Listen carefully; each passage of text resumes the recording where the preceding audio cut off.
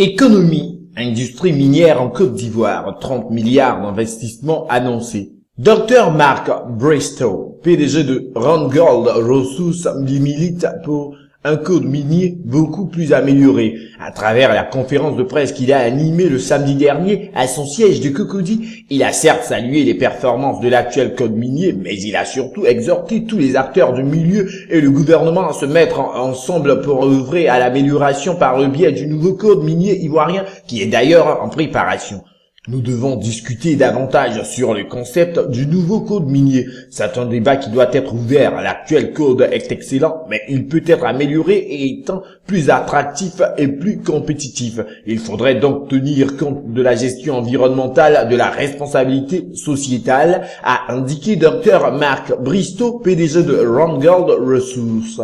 Il a souhaité que l'accent soit mis sur le long terme afin de développer le secteur minier en Côte d'Ivoire, un pays qui n'est malheureusement pas suffisamment avancé en matière d'industrie minière. Il a également exhorté le gouvernement à créer les conditions pour attirer le maximum d'opérateurs à investir en Côte d'Ivoire. Dr Bristow annonce d'importants investissements de la part de sa structure dans le domaine, soit au total plus de 30 milliards de francs CFA pour 2013, aussi bien pour l'usine que pour la région et les populations. Il a par ailleurs souhaité que le gouvernement puisse accorder un peu plus de permis aux sociétés minières qui en ont besoin pour booster l'industrie minière en avant.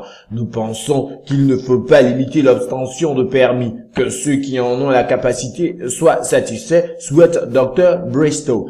Il a en outre indiqué que sur le plan international, l'or a chuté, passant de 1400 $, 700 000 francs CFA, l'once en 2010 à 1300 $, 650 000 francs CFA en 2013, après un pic de 1600 $, 8000 francs CFA en 2011.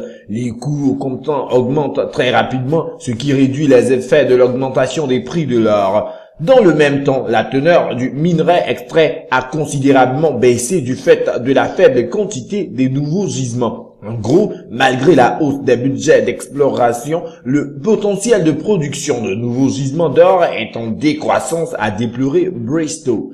Parlant de la mine d'or de Tangon, propriété de Randgold, Bristow a indiqué que les difficultés de 2012 liées aux perturbations du réseau électrique ont occasionné une baisse de production en 2012 estimée à 6,8 tonnes contre 7,8 tonnes en 2011, de sorte que le capital qui devait être remboursé en 2014 le sera en 2015.